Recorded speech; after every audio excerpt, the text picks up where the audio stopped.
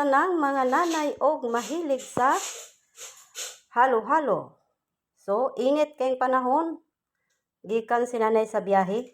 So, pag abot sa balay, gutom og mauhaw. So, nakahunaw na si nanay magbuhat og palamig. Ang iyang naunaw na is halo-halo kay naa may kantalop.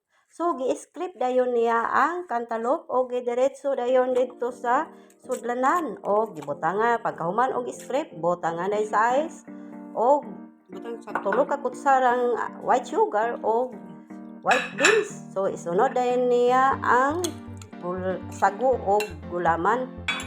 O, mauni siya ang homemade halo-halo ni Nanay Derider.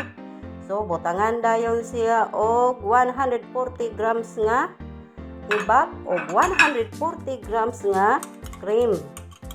So, mauni siya ang halo-halo ni Nanay Derider makatagbaw sa mainit nga panahon o kagutom.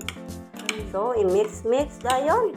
So, kining halo-halo ni Nanay Derider pwede pod ni pang negosyo o diba natapos na ang homemade halo-halo ni Nanay Derider.